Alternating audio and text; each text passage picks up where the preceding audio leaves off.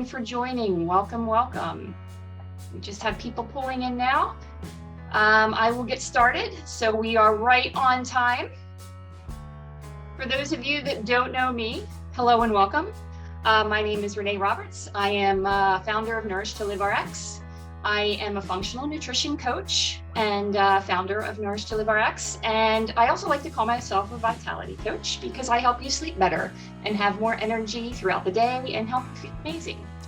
So before I introduce our guest speaker for this evening, I just want to pose some information.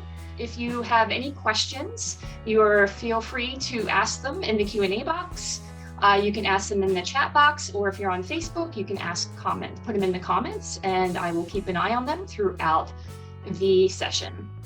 If you feel so inclined, you can raise your hand and we can bring you on audio. And if you are on the Zoom session, and you can ask your question live. So what I would like to do now is introduce my guest speaker, Sherry Burton. Thank you for joining us, Sherry. It's great to have you. So I'll just give you a little bit of information about Sherry. So she is going to talk about how clutter blocks us from living heaven on earth and give us easy steps on how to remove these blocks and how to make room for more of what you want in life. So Sherry is a creative health and wellness expert who delivers high energy keynote presentations that challenge audiences to pay attention to what matters most in life.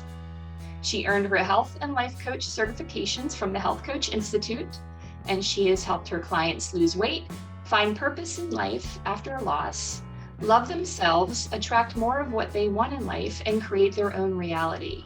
She has created and held health panel discussions, workshops, and online challenges. She's a published author, recording artist, blogger, photographer, and a video creator.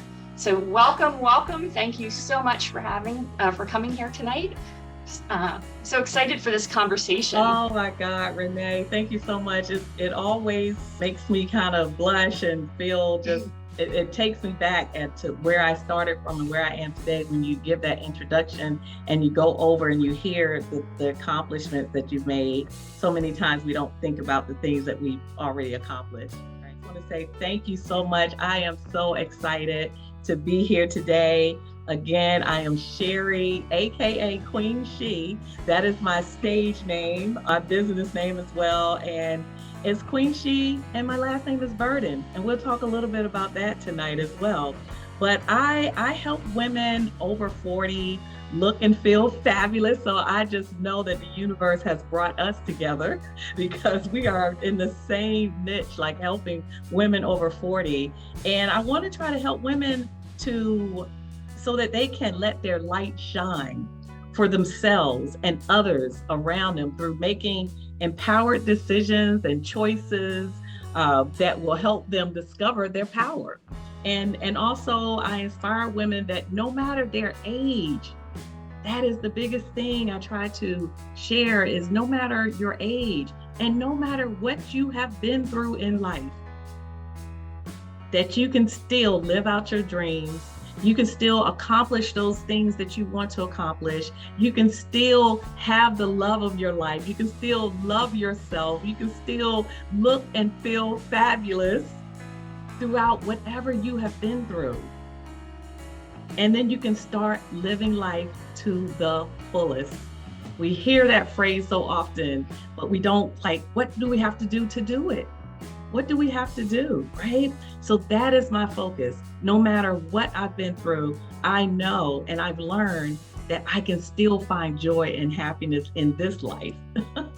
Awesome. Yes. So tonight, as Renay said, we're going to talk about decluttering your life. And there's so many things about decluttering. When you hear the word decluttering, I would love to hear, what does that mean to you? What type of feelings does that bring about? Renay? I can tell you what it means to me because I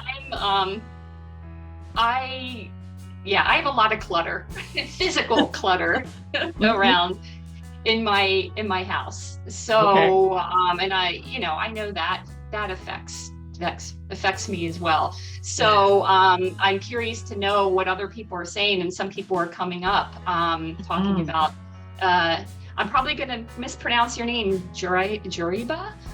Freeing up space, where Tina says, purging myself from noise in my head. So, yeah. Awesome. Yeah, so thank you so much, everyone, for sharing that. Because as you notice, and I appreciate those that are on that shared, because what I want to focus on a little bit, probably not what you expected, was more of the mind clutter. That's where everything starts. That's where it all began. So the clutter that you see, Renay, in your physical space is all something much deeper. And so I'll share some tips, if time permits, as to some of the tips on decluttering the environmental space. But I really, truly believe that we need to start with our thoughts and the way that we think. That's what worked for me. So the only thing that I can provide is what I know worked for me and what I've seen work for others. And so everyone has to pick and choose what form of releasing that clutter in your mind works for you. It could be different for everyone. So I'm just going to share with you a little bit about my story, where the clutter began, and then how I kind of worked my way through that. And then also I want you to understand why we have this clutter in our mind and where is it stored? Where is it? Why do we have messy areas in our house or a group of things together, and we don't even know where it came from? Like, why are we doing this? We don't even know why we do what we do most of the time. It's because of subconscious. And so we're going to talk a little bit we're going to dig a little deep. So this session is not for those that are afraid of change. This is for those that are really ready for making a change and a difference in their life. I'm going to describe a little bit about my environment. When I was 5 years old, it was the week of my birthday. And I remember it was my birthday because I just remember the date that my father passed. He passed when I was 5 on June the 13th.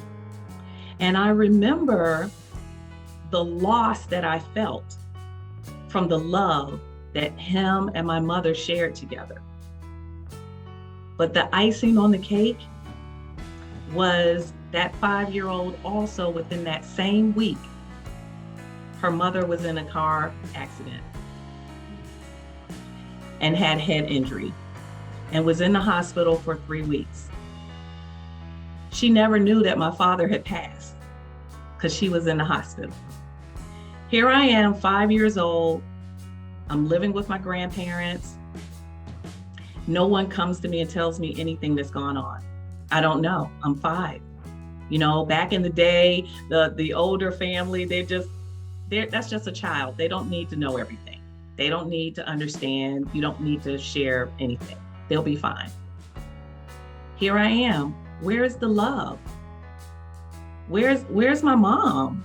Where's that feeling that I was feeling all the time when they were together? It was just so much joy and peace and happiness. It was just gone, and nobody was talking to me.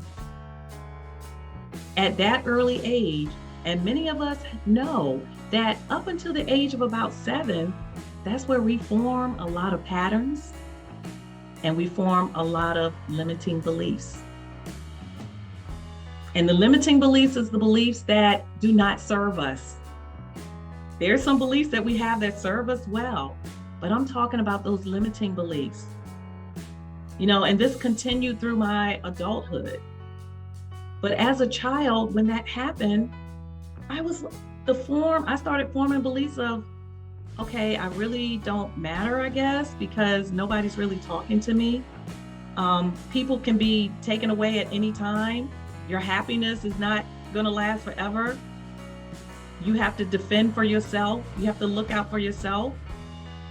All of those started forming in my 5-year-old, 6-year-old, 7-year-old self.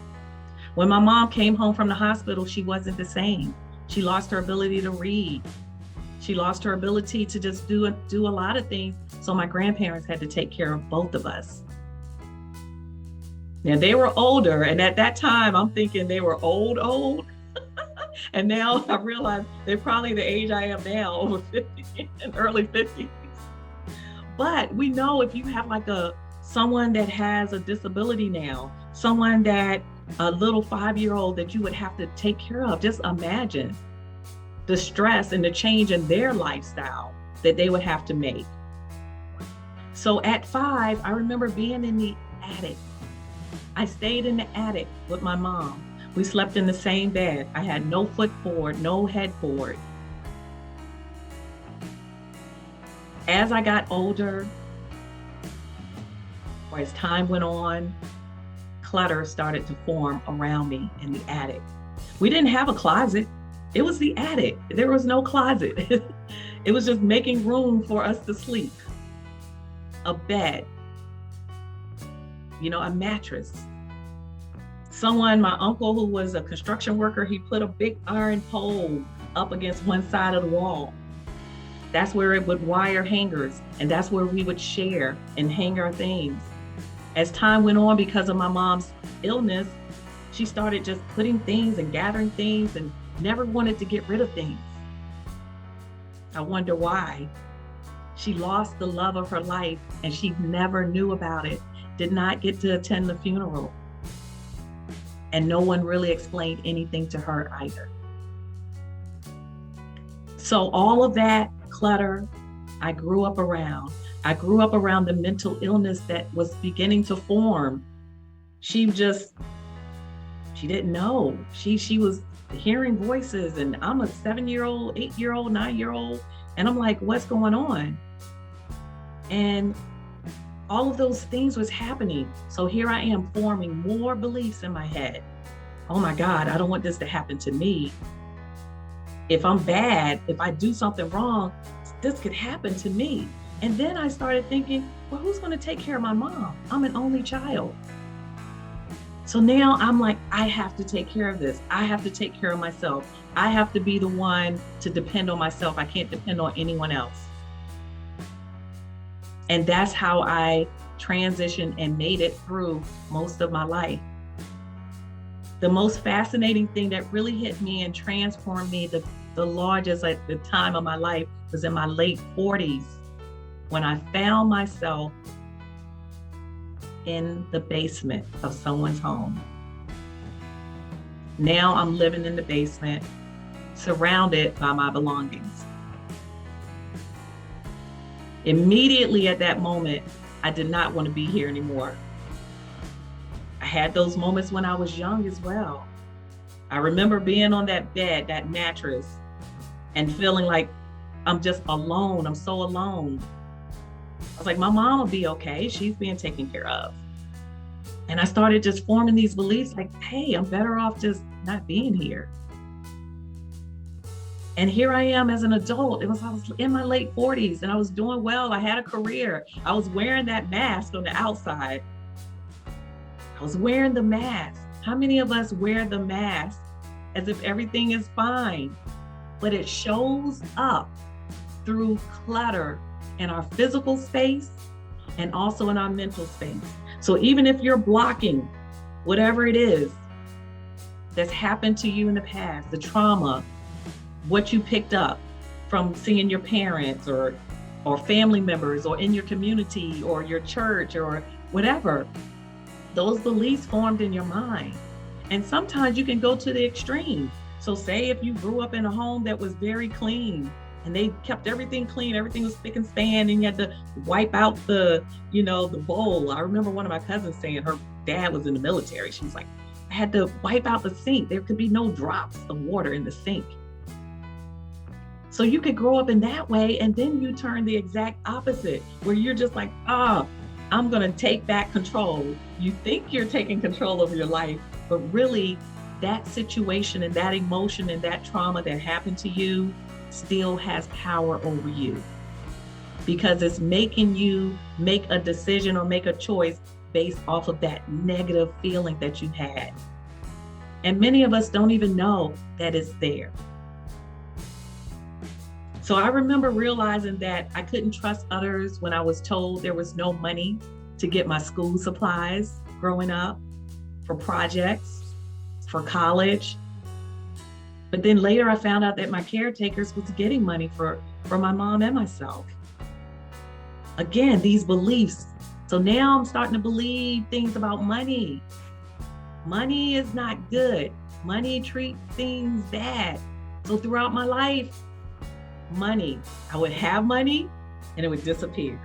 Have money, try to save, something comes up and I have to take my savings. So those are just some other forms of just that belief. The mind is so powerful. So why is this happening? So you may be asking, okay, Sherry, what does the mind have to do with clutter? What does the mind, what do we do about it?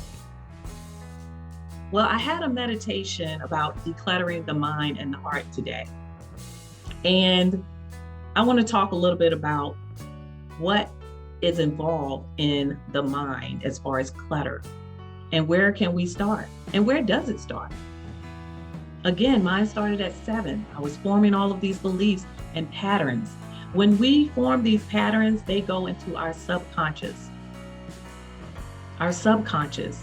This is only for those, again, who's ready for change. I shared my story about when I was 5, losing my parents, the emotions that I felt, fear, alone, anger, can't depend on others, guilt. Because now I'm a burden. I'm a burden to my grandparents. I felt like a burden. I was like, my mom and I are burdens. And then I get married. My last name is Burden, right? Like, go figure. The law of attraction is at work here, right? It's like the universe is always trying to share things of ways for you to deal with something so that you can make space to grow, to make space for new ideas, for more of what you really want in life. There's a lot of things that trigger you. If you're triggered, this is a sign of something that may be subconsciously in your mind that's stuck there, that you want to focus on, that you want to deal with, that you want to release. And some of those triggers could be, for example, I remember someone grabbing my wrist. Someone grabbed my wrist one time. And I was like, oh, stop. And I just felt like this, like I wanted to just I got angry. And I was like, why am I angry about somebody just grabbing my wrist? And they even looked at me like, what? What's going on? It took me back to when I was a child and when my mom would have little episodes of anger and she would grab my wrist. Just her and I up in the attic. Nobody knew what was going on. And she would grab my wrist and start hitting me in the back for no reason at all. And I'm just like, what is going on? I didn't do anything. And then I would run downstairs and I would say something to my grandparents, like, she just started hitting me. And they would say, you must have done something. Again, I'm only 5 to 7 years old. So at that time, I'm forming some more beliefs. All of these things are just embedded. They're just deep down inside. By the time I'm a teenager, by the time I'm an adult, I'm not even realizing that I'm acting out of love. Like I want to love. So I love everybody because I miss that feeling that I had. So I know how to love, but I don't know how to ask for love back because I don't want to be a burden. So as we get older and we find all of these things that are cluttering our mind, it's all coming from that childhood. So what we do is we have to pause. When we have something that triggers us, pause and say, okay, what is it that you're trying to tell me? And this is just one way to start decluttering your mind. It's just noticing. Right now, you're already learning and you're noticing like, oh my goodness, you're probably thinking of some things like, oh, yeah, that triggers me. I never took out the time to just sit still and listen, sit still and ask myself, why does that bother me so much? Why does it bother me if someone's staring at you at another table? Why does that bother some people? You know, I remember another thing that triggered me was I remember in my adulthood was I had to move because I was divorced, and just being divorced was like another trigger. It was a trigger of, you're not worthy, you deserve this, you're going to have to really work hard. You can love all you want, you're not going to get the type of love that you want back. You're abandoning your kids.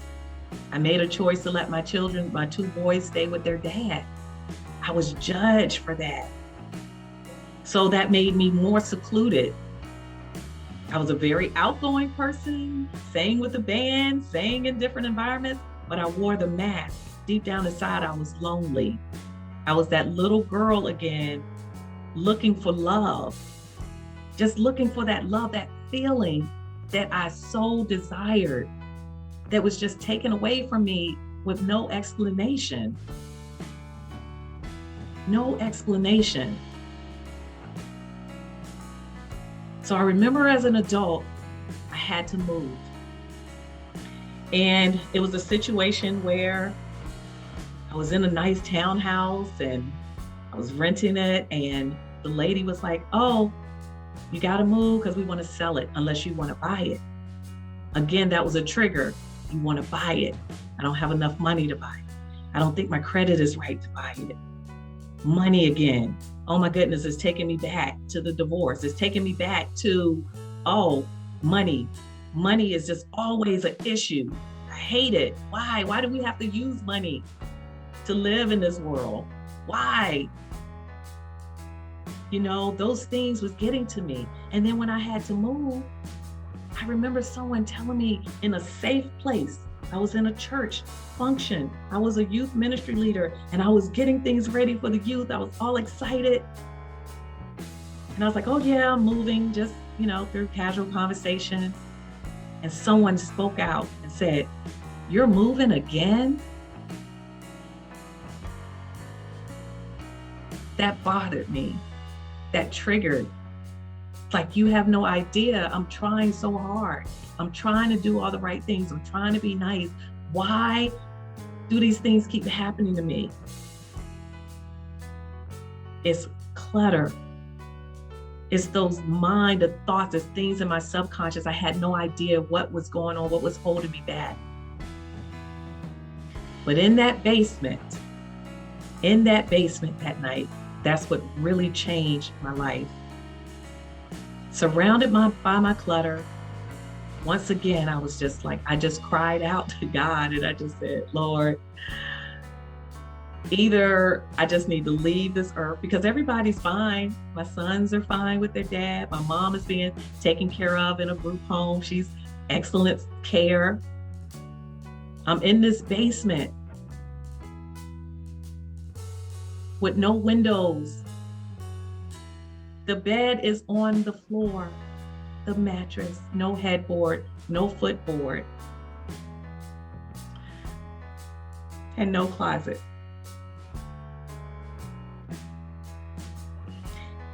And I just didn't want to be here. I was like, I'm trying to be a good person. I'm trying to do what I learned in church, do unto others as you would have them do unto you.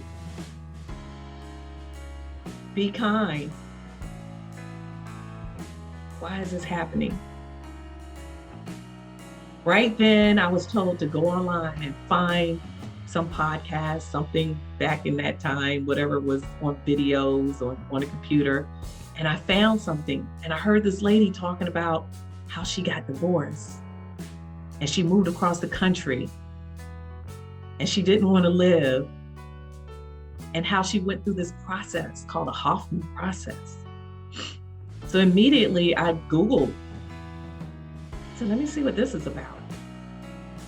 I saw it. It's like, oh, okay, a retreat, 5 or 6 day retreat to help you, deal with the trauma, childhood things.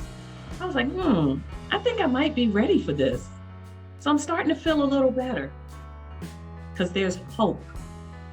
There's hope no matter what you've been through.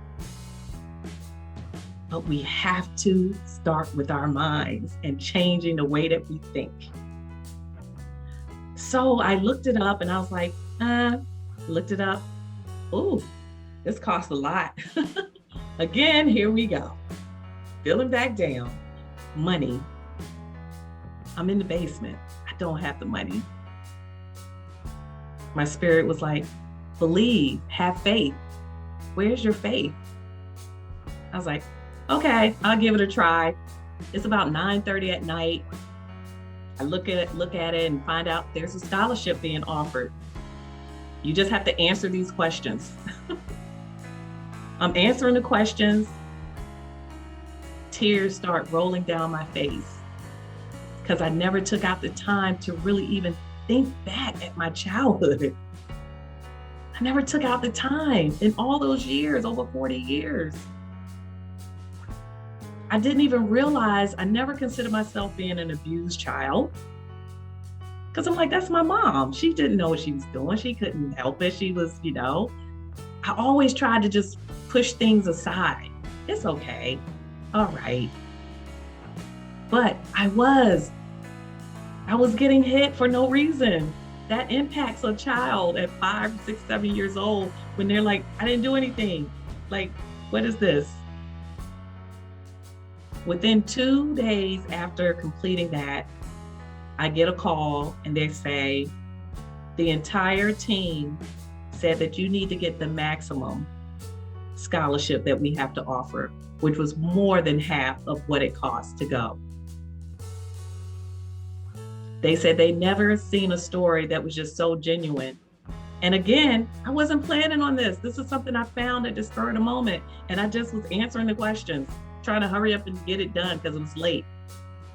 So the decluttering, the first thing that I learned in that process was forgiveness. We hear about that so much, right? So how do we forgive? Well, one tip I can give you on how to forgive, and whether it's yourself or someone else, is compassion. How do you show compassion, Sherry? Put yourself in the shoes of the other person and just know that they were doing the best they could. As Maya Angelou says, when you know better, you do better. My grandparents didn't know any better. I put myself in their shoes and I go, oh my goodness, they were once children. So that's one way. Imagine yourself as that person as a child. We don't know what each one of us have gone through in life. But when you put yourself in their shoes and you imagine them as a child and just think, oh, they could have gone through something. They were only doing the best they could based on what they know. Think about yourself, the mistakes that you've made, the choices that you've made. That as you've gotten wiser, that you say, oh, I probably would have made a different choice because you know better. So forgive yourself. Forgive yourself for the choices and the mistakes that you've made. But always look also at what you learned from all of those. What did you learn? We're all put here on this earth and we have our path. We have a path. We have the right road and we have the left road. We try our best to stay on the right road. Sometimes we take a detour. We want to see what's over there in the woods. And then we get bloody because, the branches and everything. It might be a wild animal out there for some of us that may have had crazy relationships. We go out there and we're wondering because we just want to know. We're curious. But then we go, oh no, I need to find that road again. I need to get back on the right road. It's much easier heading to where I want to reach. And that's it. It's okay. Whatever we've been through, it's okay. Take what we've gone through, try to learn from it, get the lesson out of it. Realize that you were strong if you're here today. If you're breathing today, we still have so much to be grateful for. So these are things that you can do to declutter your mind. Forgiveness. Forgive yourself and others. Compassion is so important. Just have compassion. And there's so many tools on forgiveness, right? So many different ways you can forgive. But the first thing is recognizing it. You have to recognize that problem, recognize that issue, recognize that emotion, recognize that trauma that has happened to you. You have to acknowledge it. And the only way to acknowledge it and recognize it is you have to find time in your life and make it a daily practice, because it's not going to go away overnight. When I was at that retreat, everything didn't go away in 6 days, but it taught me tools. And that's what we're here for. That's what we're here to provide services. We're here to provide you the tools to make it easier for you, to help you get to that destination, get you to the life that you truly deserve. And if you don't feel like you deserve it, then sit still and find out what happened in my childhood that make me feel like I don't deserve happiness.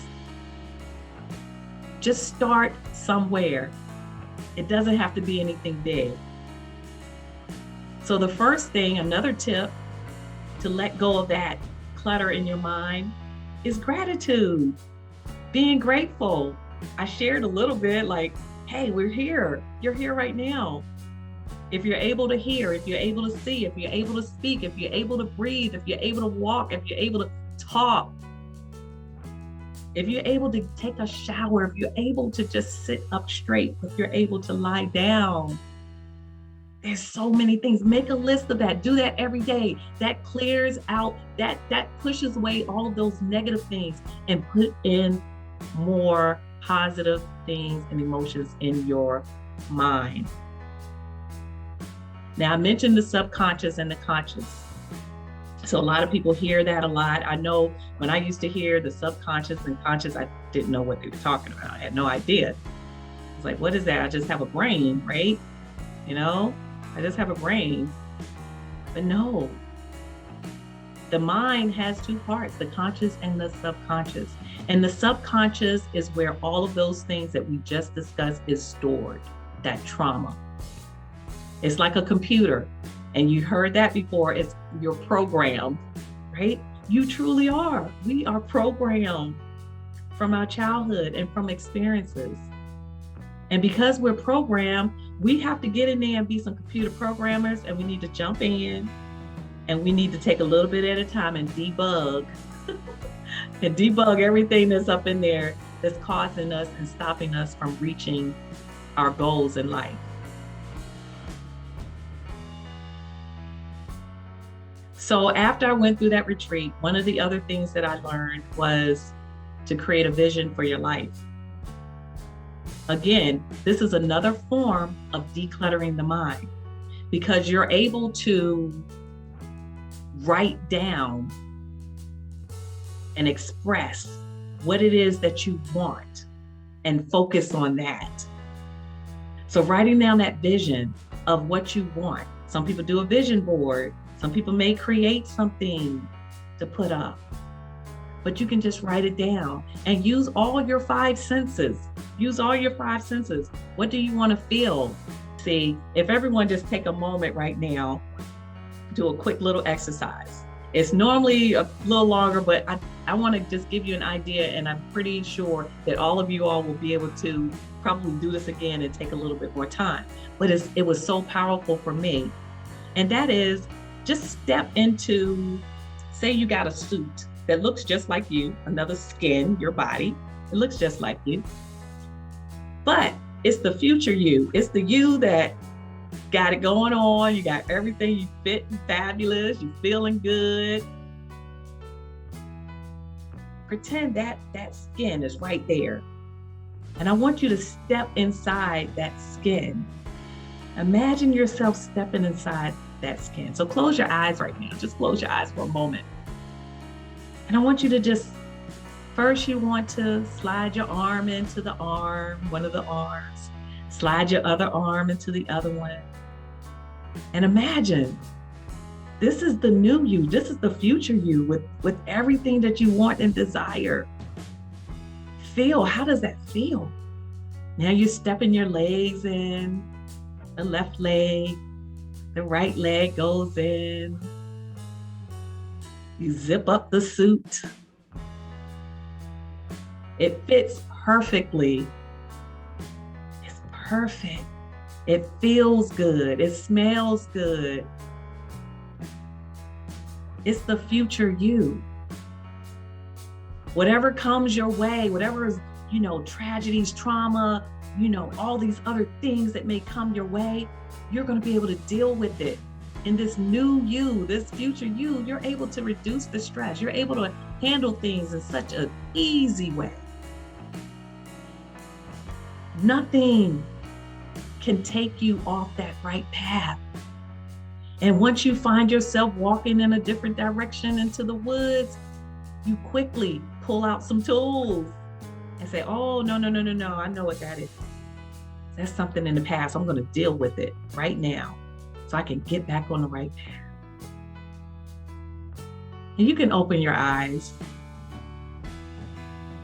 And normally you just go through all the different things. You make a list of all the things that you want, your vision, how you want to feel, what you want things to see. How do you want people to see you in that future you? How do you want to people to hear? What do you want to hear people saying about you as that new you? What is it that you want to hear? So all of these things are just some other tips on how to declutter the mind. And your consciousness is your unconscious, the subconscious is where all this stuff is stuffed and is stuck. You hear people being stuck. And when you're stuck, there's so many different ways that it forms in your environment as well. So I'm going to share something real quick because, let me see if I can share. I'm going to share this image here. Give me one moment. And this will just give you a visual of your home. Okay, this is like the meaning from dreams, but all of these things are very, I would say, very closely related to your mind and your subconscious. So as you notice, I told you I lived in the attic. Okay, so here's the attic. That's dealing with the spiritual life. So my spirituality, the things that I started believing in, like, oh my goodness, like I'm feeling this way, I'm being treated this way, and I didn't do anything. I grew up in church. It's like, okay, I'm trying to do the right thing, but still, why am I being treated this way? Even my mom with the mental illness, it was like spiritual, that mind, her mind. So I dealt with all of that. So if you have an attic that has a lot of stuff in it, is not organized, you might want to check out your spirituality. Okay. And then I'm just going to jump right down to the basement. When I saw this and I found this, I was just like, OMG. And hopefully you can see it. Let me see if I can, I don't know if I can make it bigger. Here we go. It's basement, repressed memories, stored past memories. This is all that subconscious, repressed memories. The thoughts of my mom, how she treated me in the attic. I suppressed that memory. In the basement, it was revealed to me. In the basement, it was revealed to me. The different areas of your home, say your kitchen. When you come into the house, and then we'll come back to the kitchen. But when you come into your home, and if you look at that cluttered area, say, Renay, if you see that area, how does it make you feel? How does it make you feel when you see clutter? Would you like to share, Renay? So do you want me to answer that? Yes. I feel unorganized, mostly scattered. Yes. Yes, a lot of negative emotions. Some other emotions that people feel is they feel a sense of, like you said, the scatterbrain. They feel a foggy brain because they can't think. It's distracting. You know, if you see those dirty dishes in the sink, if you come in the house, there's a lot of stuff. It's distracting as soon as you come in. As soon as if you just walk into another room and you've been home all day, you walk into your office space because everyone's working from home. If your office space is cluttered, it's difficult to concentrate. It's difficult to come up with new ideas. It's difficult to focus because that clutter carries energy and also is trying to help you realize that there is something in your subconscious that is stuck there that needs to be cleaned out. Now, this doesn't have to be hard at all, okay? This does not have to be hard because a lot of people think, you know, you go into your kitchen and if you look in that kitchen drawer, and this is what I tell everyone, you can start small. Go into your kitchen, you got that famous, beautiful, it's just shining, that drawer that keeps calling you every time you have napkins and straws and condiments and and little gadgets that you may have gotten somewhere, and you just throw it in that beautiful drawer. I don't know why that drawer just calls you. It's like, you got to have a drawer. You move into a new place, and I've been in a couple of places, and you're like, nope, I'm not going to have a junky drawer. And before you know it, it's like, where did all these napkins come from? You know, and you still can't find an ink pen to write with when you're looking for one. So it's like that's a place where everyone can start. Just go in that kitchen drawer tonight, tomorrow, schedule some time over the weekend. Doesn't have to happen right away. But what that does, if you start clearing out that small little area, you're telling the universe, or you're sending to the universe a message that I'm ready to receive what I really need and what I want. And I'm making room and I'm making space to deal with whatever it is I need to deal with so that I can fill in that space with what I truly, truly want. And so I can be my authentic self. You don't want to be the person walking around in your house all the time and you just feeling like, that's not your authentic self. Your authentic self is powerful. It is courageous. It is intelligent. It has the answers to everything that you need to know. Ourself, we can heal ourselves. Our bodies heal ourselves all the time. When we used to be young and we get a cut and we scrape ourselves, it heals. That little, it might leave a mark. I remember being on a bike and getting dragged, doing some crazy things, and had little strawberries, and I thought it was kind of cute though. I'd be like, oh, that looks neat. That was me as a child. But you heal. We are very powerful. And sometimes we let that power go. We want to be the victim in the situation, right? We want to be the victim. And I don't want us to be the victim. I don't want us to be the victim anymore. And I want to teach you some tips that are very small. So just start decluttering there. If that's too much for you, or you may say, oh no, my kitchen is good. I do not have any clutter in my kitchen. Try your wallet. Look in your wallet, look in your purse. See if you got any extra receipts that you just crumbled up and throw in there. Bobby pins or safety pins or whatever things you don't need that just got thrown in there. You're like, oh, there you are. I've been looking for you way over in the corner somewhere in the purse.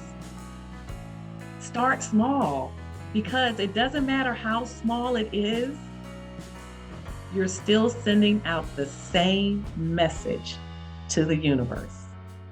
I am ready to receive something new. I know I deserve it. And that was the other thing that I got when I was in that basement. I had to make a choice. I had to make a choice that I deserve a better life. I deserve it. And once you realize that you deserve it and you make that choice in your mind, the universe will make things. It was working it out for me already. I had no idea that night that I was going to be able to go to a retreat that was in less than a month away.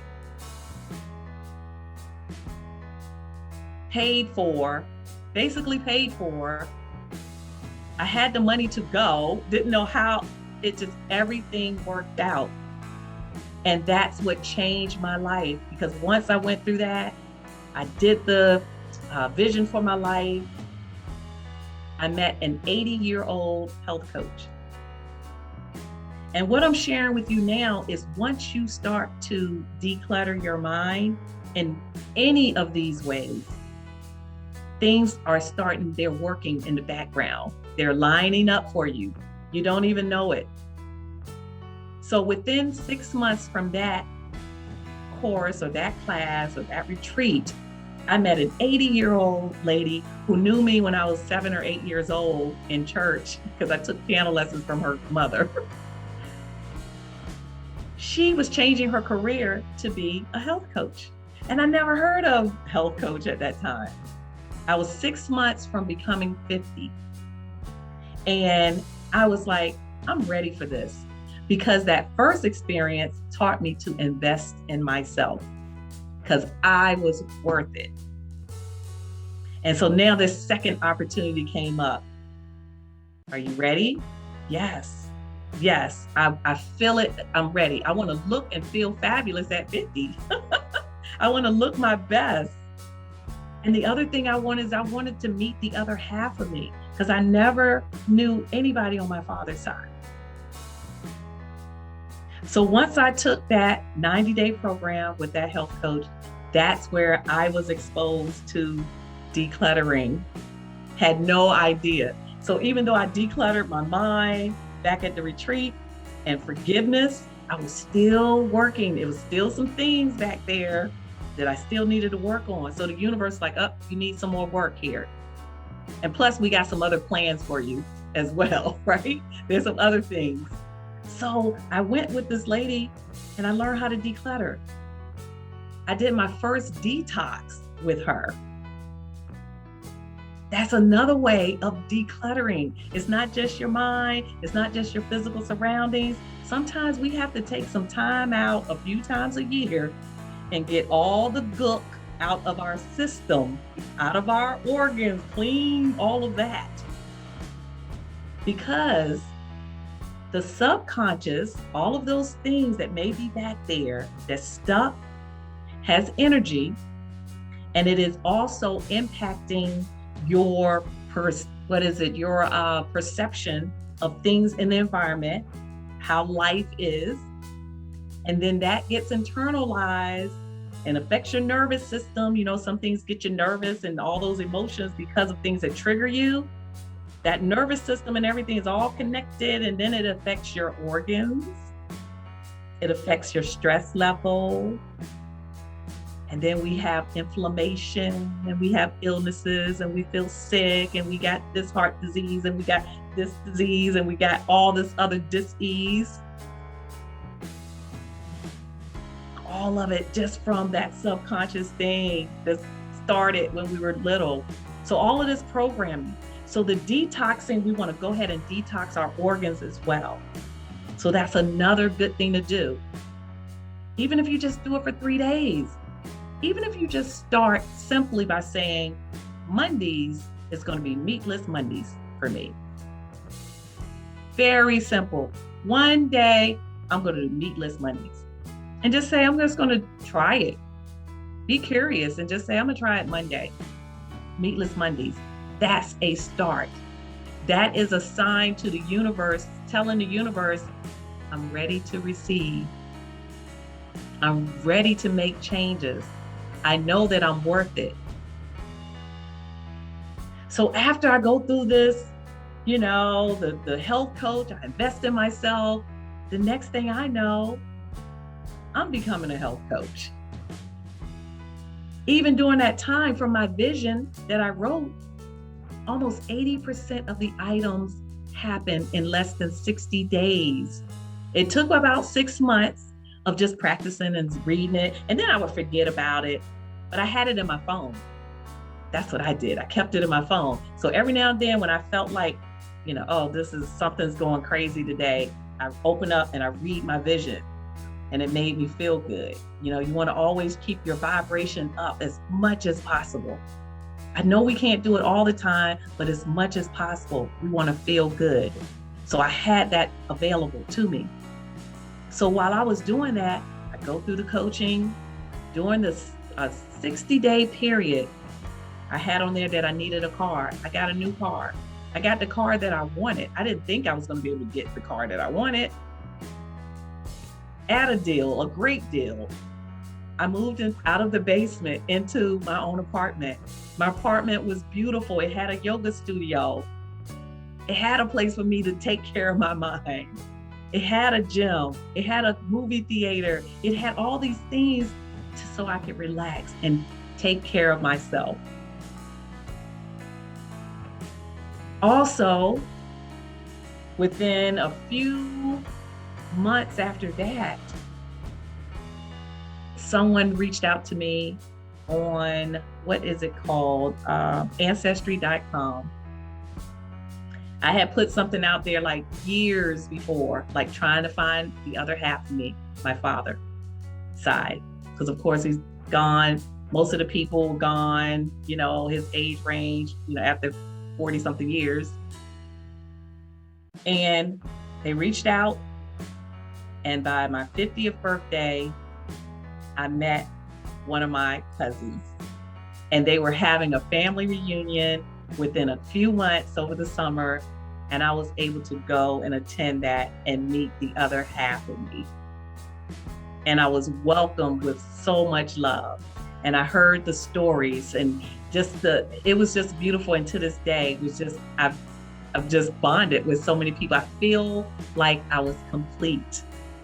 Because now I have that connection with my father, even though I know I've never lost him and what he's given me, but to know that, oh, that person looks kind of like me, or, oh, now I know, oh, that smile or that complexion or that, oh, it's other people that's similar and look like me. It was just a wonderful, happy moment. And from that point on, I wrote a book. I had a talk show, a weekly talk show. I'm using my voice to help and inspire women, even if they've gone through divorce. And the other thing that most people don't know is, going through divorce, I was the one paying child support. So just imagine during that time from divorce, and people don't know the story, so they don't understand, why are you moving all the time? Why are you, this job? And I never understood why my jobs. It was just like, I'm being a good person, but I'm like attracting these people. But now I understand, and I forgave so many people. And that's going to be a continuous thing. Just remember that if anything triggers you, deal with it. Spend some time alone, get some coaching, get some help. Get someone that can hold you accountable for reaching your goals. Invest in yourself. You are worth it. It will make a difference. I still have areas in my life that I want to, the COVID weight hit me, okay? And I'm a health coach, okay? So the little critter brain was like, how can you be a health coach and you done picked up 10 pounds? I have to say something to interrupt. When you said get into your skin in the future, I'm like, well, that skin's going to be a little tight because I've got the COVID weight on right now. That's funny you said that. And it's okay, because that was there to protect us, right? That was there to protect us. I know we're running low on time. I wanted to try to share as much information as I could. Again, I believe, Renay, maybe you will be able to post some of the links where they can access my book. I'll just share with you real quick. And then I have a special treat for everybody. I want to make sure I get the song in. But I have this book, Time to Declutter My Life. I actually wrote this over the COVID in 3 months. So I wrote that. Awesome. It's a workbook. So it's almost like having a coaching session with me. So it's actually a journaling exercises inside. And then if you want a autographed copy, and it's on Amazon, but if you want an autographed copy, then just inbox me, we'll work it out. And then you'll also get my button here. You can see it, I vote for me. This is a women's movement that I started over the COVID as well, during the 100th year of the women's right to vote. And it's about self-care and taking care of yourself. So I started a movement, I vote for me. And if you do hashtag I vote for me, you should be able to see some of the interviews that I had with other women sharing their stories about self-care. So you can do that. Also, and then also this tomorrow night I am holding a workshop which will go a little bit more in detail with the decluttering. And that is held tomorrow evening at 7 p.m. Eastern time. And you can go to mastermind.com and then you can search for the decluttering. But again, we should be able to put that link and provide that to you. So I really have so much more to share, but I hope that I've given enough information that will help everyone that watches this, that it inspires you and that it encourages you to just take one step and declutter something to get started. That's awesome. Thank you, Renay. Thank you so much. We had some, I just want to go through some of the comments as well. Oh, okay. And if anybody has any questions, want to come on real quick, feel free to type it in the chat or raise your hand if you want to come on audio. So some of these questions, or some people just said, Tina said, amazing. Gina said, excellent presentation, Sherry. Thank you for sharing your valuable experience and your story. Jariva says, awesome. Tina says, Sherry, how do you have so much? You have so much positive energy. Yes, you do. I totally agree with Tina. It is. You're a very good storyteller as well. I mean, it's just. I watched a lot of Lisa Nichols. Oh, Monica raised her hand. So I'm going to bring her on, allow her to talk. Monica, you can unmute yourself if you want to talk.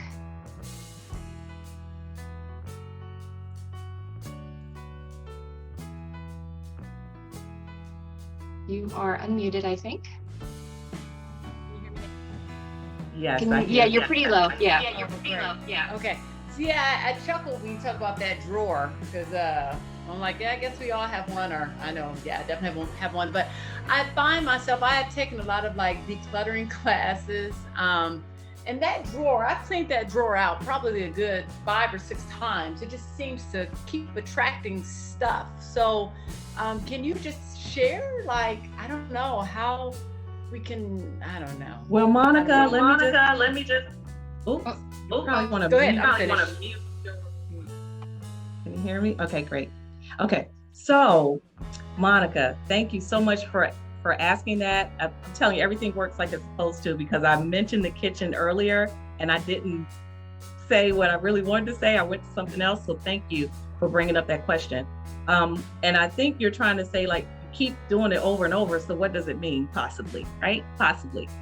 So what just came in my spirit and what happened yesterday, because I was talking to someone about this and I realized this, and I was just like, oh, what do you do in your kitchen? So Monica, if you could share, what do you do in your kitchen? Cook. And why do you cook? To nourish my body. There you go. There's some areas that you need to nourish. Okay, and if you don't mind going on mute, I want to say a little bit more. Okay, so yes, there's areas that you need to nourish. You need to find, there was one exercise I learned in health coaching is that, and I have mine right on my refrigerator. If I had time, I'd run and get it. But make a list of the different things that nourishes your soul, and how to determine what things nourish your soul is to think of the things back when you were a child, what made you happy? What made you feel good?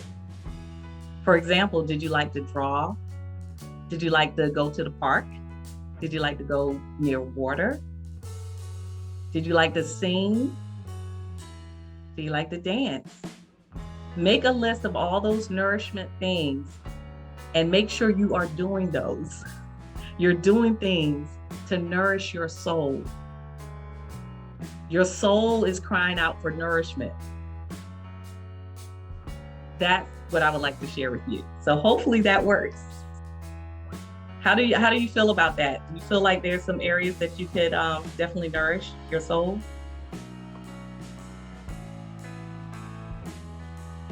You're on mute, Monica. Sorry. I'm gonna have to play around with that. I know there's something, I know there's some truth in it. I do a lot of things for myself, self-care and dance, and but maybe I need to dig deeper into being, I get to sit with that. Yeah, no problem. Yeah, just get quiet and just ask yourself, talk to yourself. It's not going crazy. Just talk to yourself and ask yourself that question. Just say, why? What is it that you're trying to tell me? What is it that I need to know? That's what I ask. What is it that I need to know about why is this, constantly? Because I think that happens to a lot of people, even myself. So I think it's okay if you see an area that continues to get cluttered. Don't look at it as if like, oh my God, this is a bad thing. No, because as long as we're living and walking on this earth, there's always going to be areas that we need to declutter. There's always going to be something that we need to do to improve ourselves. Because once we've done everything we're supposed to do, then boom, we're not here anymore, right? We go back to wherever. But yeah, I think you just need to, find some other things, and it's something maybe going on that's blocking some other nourishment that you need. So I hope you discover that, and I hope I do too. Thank you so much. Thank you, Monica. Thanks for joining. Any other questions? Quick question. What if you collect things? Or like, I don't want to say hoarding, but like personally, I have a problem with getting rid of bags. Like bags, shopping bags, plastic bags. I have that kind of problem. Does that relate to something? Or is it just, I don't know, something weird? I don't know. No, I think when you're collecting things, like there's some things that you're collecting that's useful, right? So by you asking that question and you brought it up, then you already know, like, okay, it's something more. I don't need 150 bags. Yeah. Certainly What is it what do you use the bags for? Nothing. I've had them for years. I don't know. I use some I use. Some I use for garbage or like to, give people things in. I don't know. Some just sit there. Well, think do about, nothing. Well, the first thing that comes to me is a song by Erykah Badu called Bag Lady. Do you know that song? No, I don't, but You have to listen to it. I'll have to. Yes, somebody have to type it in. Let me see. But it's Erykah Badu. I'm gonna see if I can type it real quick. Erykah Badu, Bag Lady. And basically, it's a song about women, all different people that have different size bags that they carry that is old stuff that they need to drop off so that they can let go and be free. But we carry so many bags. So for some reason, to me, it just seems like these trash bags or whatever what type of bags you have, that you don't need that many. One way that you can get rid of that is, I don't know, are they like recycle bags or something? They're like the grocery bags or the shopping, like handled paper bags, stuff like that. So just donate, or if they're not donatable, right, to your neighbors or somebody else, because this could be used in some type of maybe some group homes, maybe a children's women and children's shelter. Okay. Maybe it'll be something to help. So provide some good out of it if you can, and donate. But if you can't donate, then you just have to say, okay, what is it that I'm really holding on to? Why am I saving this? What are you saving it for? That's a question that you have to ask yourself, right? So if you're just collecting, the same thing if you're collecting sentimental things, or you just have like some sentimental things that your mother, you got this jacket, it's just sitting up in the thing, you're like, nope, I can't get rid of that dress because one day I'm going to fit into it. Those are the things that, why? Just know what you're showing is, in that situation, is a lack. Like you're afraid that I'm not going to be able to get it again. So it's a sense of lack. Like I'm just not, so I got to hold on to it because I may not never get these bags again. I may need these bags and I'm not going to be able to get it. So it's all a lack. I'm not going to be able to get another red dress. So I got to hold on to this one. My mom was that way up in the attic. She was like, oh, it's going to come back in style again. Even though it was like a size 3 or something, and she was a size 16, she was just like, nope, I'm not getting rid of those white pants. They bring back some good memories, I even tried to get in them. I think I probably wore some of those, but anyway, so sometimes it was good for her to keep some stuff, But yeah, I think a lack is like when you're holding on to something, it's like you're afraid that, or you're thinking that there's a lack, you're not going to be able to get it again. So let me just hold on to it now, instead of knowing and believing and having faith that whatever you need is going to come at the right time when you need it. And you need to make that space for the new thing. That's true. Very true. Thank you. Awesome. Does anybody else have anything? I thought I saw another hand raised, but Aqua, I'm not sure if I'm saying your name right. I have a lot of paper clutter and notes. Trying to declutter this, I feel like the notes carry wisdom and ideas and tips. There is an abundance of wisdom, especially with the internet. Right, yes. Okay, so it sounds like she's saying that, okay, she's just always taking notes. Like every time she hears something, any positive messages, you got it around, everything's around. So if we think about it, because I'm a note taker too. However, I've learned now that try to take those notes if you can, and either take a photograph of it, if it's like on a big piece of paper, even if it's little sticky notes, put them all together, take a picture, right?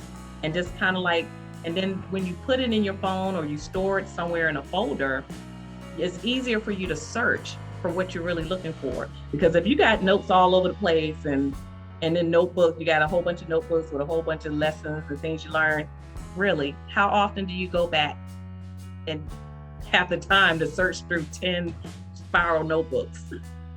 So use the technology that we have, and just like, if it's something you really want, just go ahead and get organized and just take pictures of that, store it somewhere. Don't just store it any kind of way, kind of, coordinate the folders, whatever it is.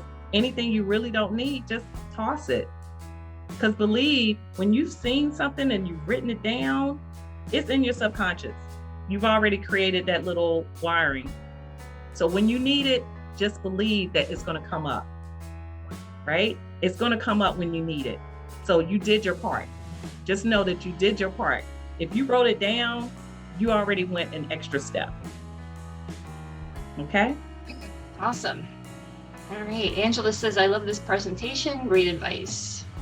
Thank you. And Niku says, thank you, Sherry. So thank awesome. you. Well, we are, did you want to, I know you wanted to do a little. Yes, I have a little treat for you all. And I'm going to do it a cappella because I just don't trust the computer and stuff yet with audio. I'm still learning all this technology, so I'll get it down sometime. But I don't stress over those things anymore. It's one of these songs that really touched me as a child. Michael Jackson was in it and it was called The Wiz. It was like another version of The Wizard of Oz. And because I'm a musician, I love to sing and I love to dance. it was, and the message in it, what meant so much to me, right? It was just like every single song just touched me. So the song that I want to leave with you all tonight is a song from The Wiz called Believe in Yourself. And it was sang by Donna Ross, and also I think it was, I can't remember the other lady, can't remember right now, but it's a song from The Wiz, so you can definitely look it up. Okay, so pretty short song, but I hope you enjoy it. And again, thank you so much, Renay, and thank you everyone. Thank you so very much for taking out the time to join us this evening. I really, really appreciate it. I'm gonna go ahead and get started. If you believe within your heart, you'll know that no one can change the path that you must go. Believe what you feel and know you're right, because the time will come around when you say it's yours. Believe there's a reason to be. Believe you can make time stand still. You know from the moment you try. If you believe, I know you will. Believe in yourself right from the start. You'll have a brain and you'll have a heart. You'll have courage to last your whole life through.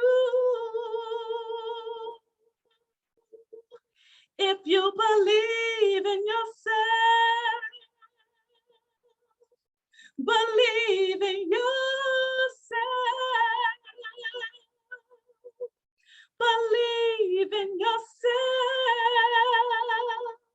as I believe in you.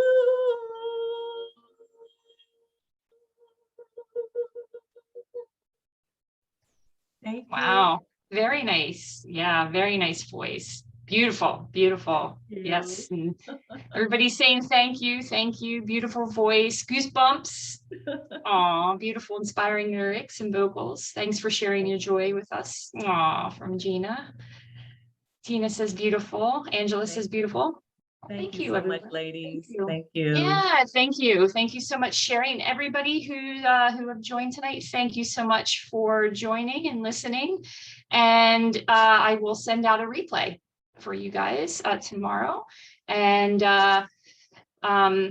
Sherry, I will give you information. You can send out information to them as well, so that they can get all of your contact information in case they want to reach out to you for more information. So anyway, thank you guys. Have a great rest of your evening, and see you hopefully again in 2 weeks. And thank you so much, Sherry. You're welcome. Good night and be safe. Okay. Bye-bye. Thanks, everyone. Bye.